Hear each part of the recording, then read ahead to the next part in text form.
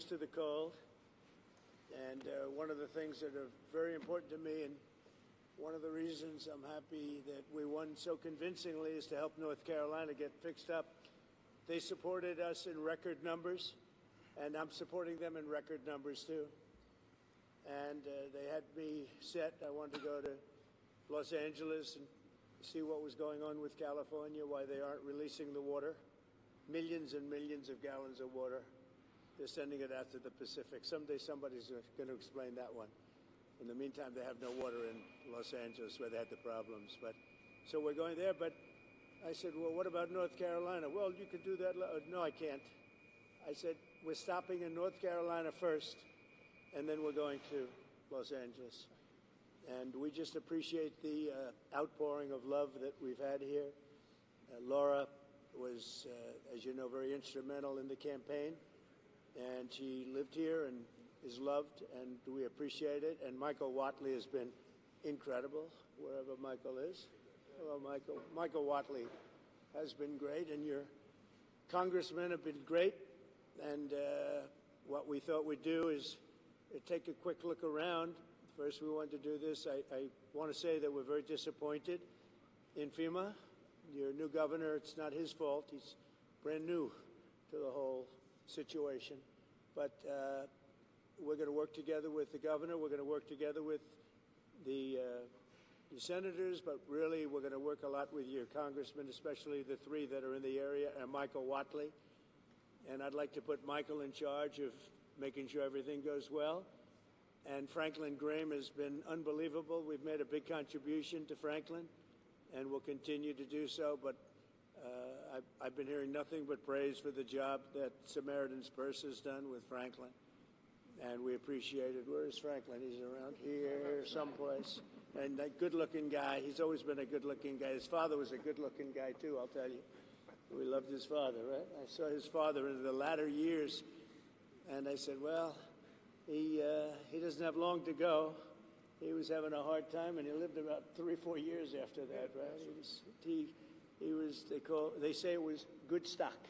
He had the ultimate good stock. But I want to thank you, Franklin. You've been fantastic here, and everywhere he goes, he's always the first one I see. People don't realize it, how good it is. A lot of people, they go, well, maybe it's for the people that he's got, and you guys know because you're here, but the people that he's got have done amazing work. So I just want to thank everybody. We're going to get over and take a look. We'll say a few words. I do want to introduce some of the people that we have. And our First Lady, we'll start with our First Lady. She wanted to be here because of North Carolina. And then I said, well, you can do that, but you're going to have to come to California, too. And she said, that's okay. And we got to fix that one up, too. Do you ever see anything like that one? It's who would have thought that could have happened? So Governor Josh Stein, thank you very much. We appreciate it. And we're going to have a very long and good relationship. Representatives, maybe stand up if you would so the press can see. Representatives Chuck Edwards. Chuck, thank you. Thank you, Chuck. Tim Moore. Virginia, you know Virginia Fox, a legend. She is such a powerful woman. Pat Harrigan. Pat, thank you very much. Your Agriculture Commissioner, who I hear is excellent, Steve Troxler. Steve, thank you very much. Good job, Steve. You got plenty to do, right? Huh? More than you ever thought. North Carolina Speaker Dustin Hall. Thank you, Dustin. Thanks, Dustin. Very good. House Majority Leader Brendan Jones. Brendan, thank you very much. We're making progress, Brendan. State Representatives Dudley Green, Carl Gillespie. Thank you very much, fellas. Good. Good. Thank you very much. State Senators Kevin Corbin, Warren Daniel. Thank you. Thank you very much, Kevin, Warren. And County Commissioner Jennifer Best. Thank you, Jennifer. Thank you. So Hurricane Helene was one of the worst natural disasters in American history. It was far worse than it was even billed. I have never seen such water damage. It was largely water damage, wind damage, but water damage nobody's ever seen. I've been here as you know, numerous times, but now I'm here in a position where we can do something, meaning I've been in office for 4 days, and I wanted to come sooner, but actually they had a little problem with getting logistically in here, but I would have been here even sooner. 104 North Carolinians have lost their lives. Is that now a fairly firm number, or are they still finding people? You know, what do you think? They're still finding people? Pretty much okay? It's a lot of people. 104 people lost their lives. 73,000 homes were severely damaged or destroyed. And I'll tell you, I've been to a lot of them, and this was like lots of hurricanes in one. I've never seen such damage done by water. And the water came, it was violent, and it left, and there was like nothing left. It's really pretty amazing. At one point, half of the emergency calls to FEMA went unanswered. That's real bad. FEMA was not doing their job. The city of Asheville went without running water for 2 months. A whistleblower testified that some FEMA employees refused to help people who displayed Trump signs on their properties. I think that's true, isn't it? I read that. It's not nice. That's not too nice, is it? But whoever those property people were, thank you very much. Michael, is that true? That's not good, huh? About the property owners, you put a Trump sign on and they wouldn't help? FEMA. Earlier this year, FEMA kicked 2,000 North Carolinians out of their temporary housing into below freezing temperatures. What was that all about? You know about that? What happened? Tell me. We had an incompetent administration under Biden, and we had a disaster, and then we call it the disaster after the disaster. That was the FEMA response. You had nothing but disaster since then. It doesn't matter at this point. Biden did a bad job.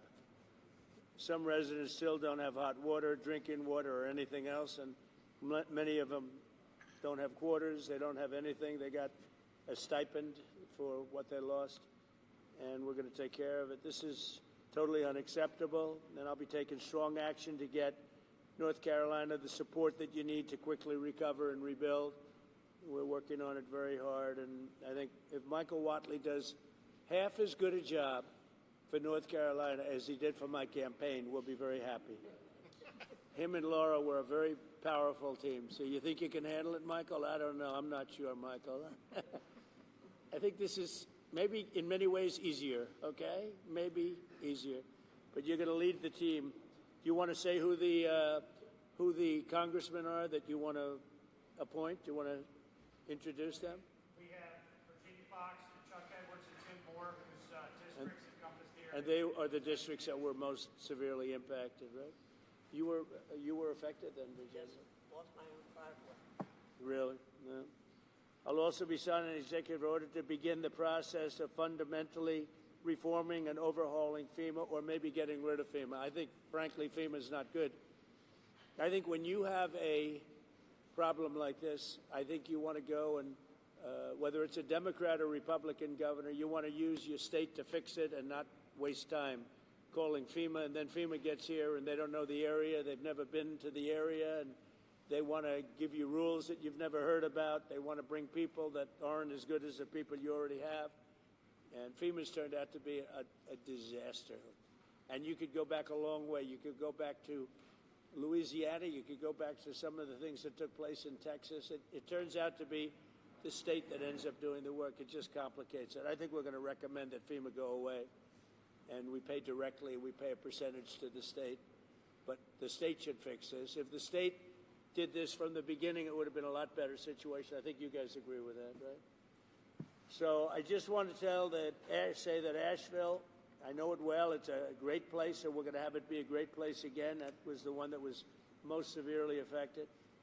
But North Carolina is going to come back bigger, better, stronger than ever before. And you're going to be very thankful. And you've already seen, I know that it really began 4 days ago, but you've already seen more action than you have in the last 3 months. And we're going to get it together. We're informing the Army Corps of Engineers to get going because you have a lot of river breaks and a lot of areas that you're going to need some pretty big work. And they're on their way. They're going to be working much harder than they've been working in the past, and we're going to take care of it. Any questions from the press of any of the congressman, governor, anybody? Sir, are you going to sign an executive order on FEMA, getting rid of it? Can you say more about signing an executive order to get rid of FEMA, please? FEMA has been a very big disappointment. They cost a tremendous amount of money. It's very bureaucratic, and it's very slow. Other than that, we're very happy with them. Okay, and I think when there's a problem with the state, I think that problem should be taken care of by the state. That's what we have states for. They take care of problems. And a governor can handle something very quickly. You know, one of the things I've noticed, because I've been doing this for a while, and we had a pretty good FEMA, but I also noticed that when they come, they end up in arguments. They're fighting all the time over who does what. It's just not a good system.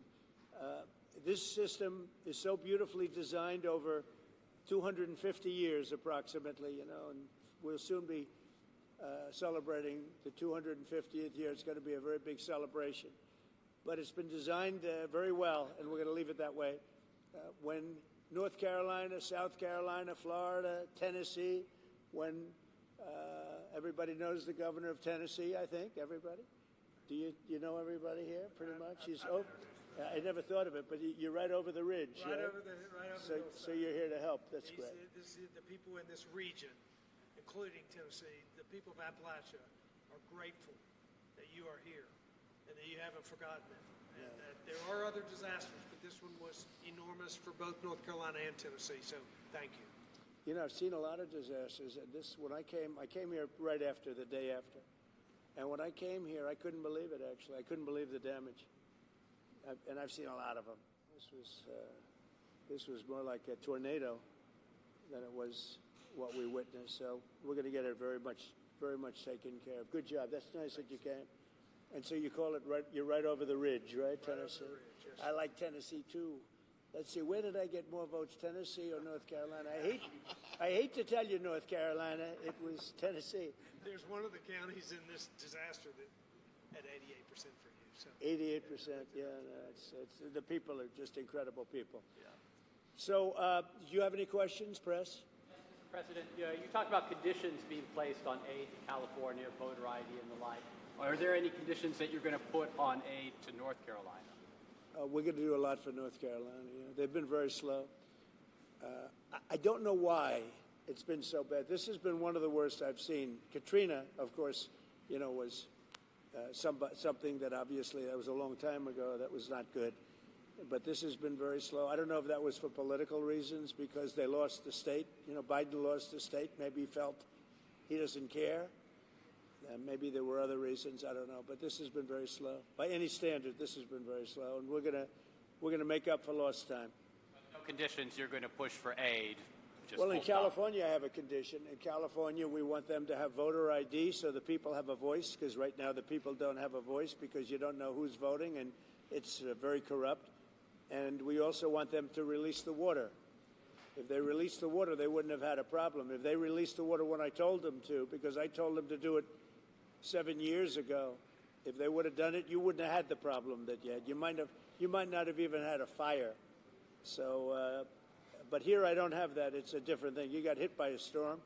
The people are incredible. They worked really well. Franklin was fantastic, and other groups. By the way, other groups came in that were also fantastic, and other states came in. Tennessee and a couple of others came in, and they really helped. That's the way it's supposed to be. No, this is a different kind of a thing.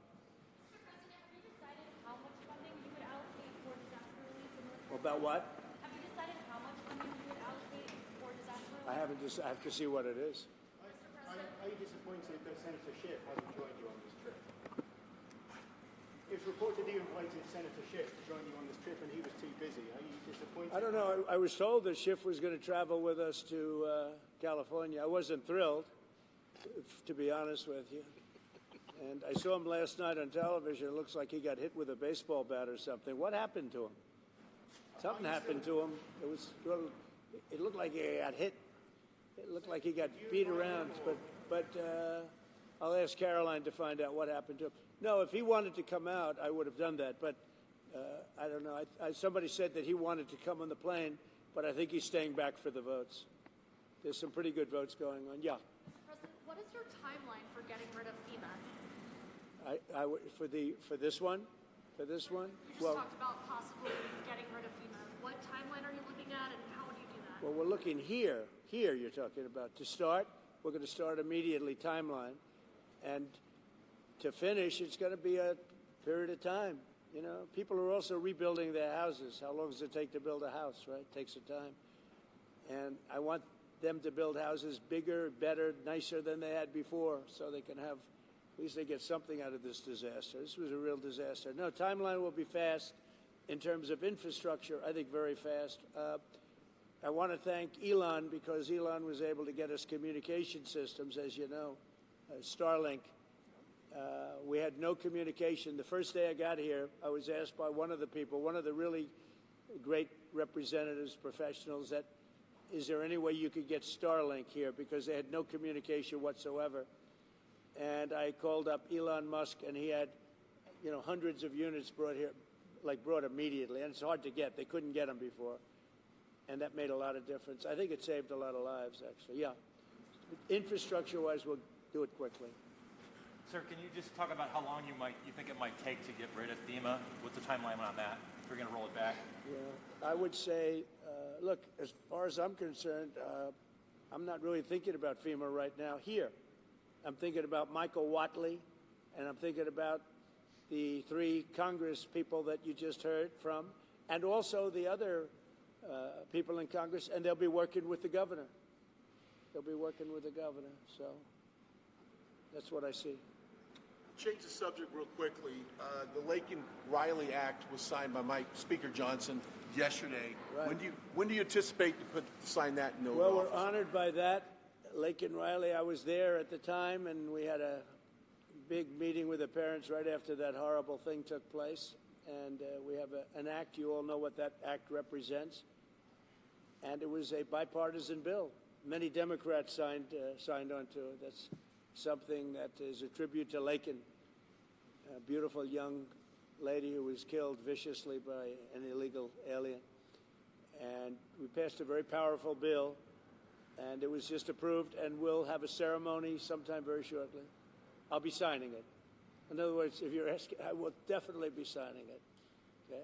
Yeah. Mr. President, the security detail for Anthony Fauci was terminated last night, and I'm wondering if you have any comment on that. About what? The security detail for Anthony Fauci was terminated last night, sir.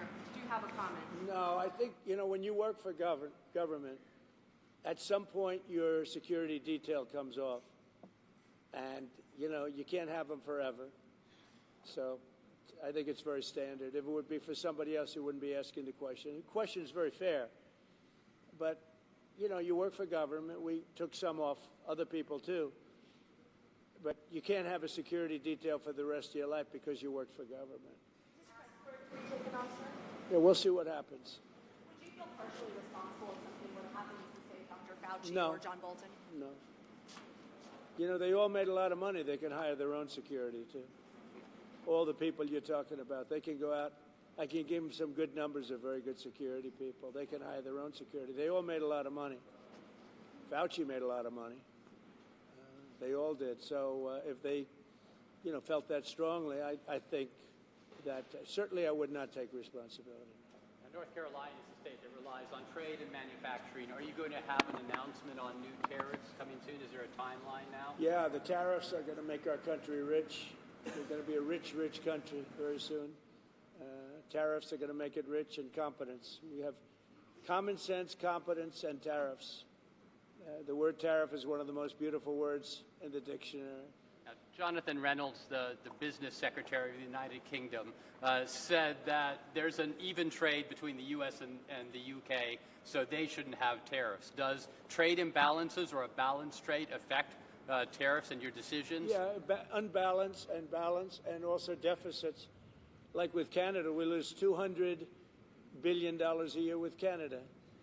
That's because we allow them to make cars. We allow them to take lumber. We don't need their cars. We don't need their lumber. We don't need their food products because we make the same products right on the other side of the border. It's sort of crazy. So we've just allowed that, you know, bad management has allowed it over the last 4 years in particular to become very imbalanced. And I said I call him Governor Trudeau, but he's Prime Minister Trudeau when he was Prime Minister. I asked him, why would we do that? Why? And he was unable to give me an answer. He said, I don't know. And I said, do you think it's fair that we're paying $200 billion to keep Canada going? And what would happen, I asked him, what would happen if we didn't do that, if we didn't subsidize Canada? He said, we'd be a failed nation. And I said, then you should be a state. Because why are we paying all of that money to Canada when, we could use it ourselves, right? So we take care of their military. We're going to order about 40 Coast Guard big icebreakers, big ones. And all of a sudden, Canada wants a piece of the deal. They say, why are we doing that? I mean, I like doing that if they're a state, but I don't like doing that if they're a nation. Also, they've been very nasty to us on trade. Historically, Canada has been very, very bad to us, very unfair to us on trade. So we'll see how it all works out. I would love to see Canada be the 51st state. The Canadian citizens, if that happened, would get a very big tax cut, tremendous tax cut, because they're very highly taxed. And you wouldn't have to worry about military. You wouldn't have to worry about many of the things. You'd have better health coverage. You'd have much better health coverage. So I think the people of Canada would like it, if it's explained. But just to start off, they'd have a massive tax cut, and they'd have a lot more business, because then we'd let business go to Canada routinely, and there'd be no tariffs. If we did that, there'd be no tariffs. The United Kingdom might be in a better spot then. Reverend Franklin Graham has been a great asset to the state. Talk a little bit about the way the Samaritan Purse has helped North Carolina. Yeah, say once again, the first. Reverend Franklin Graham has been a big part of Samaritan Purse and their aid to North Carolina. Just want to get your thoughts on that. Franklin Graham has been a big asset to the state. His father was a big asset to the state, to the country, both of them.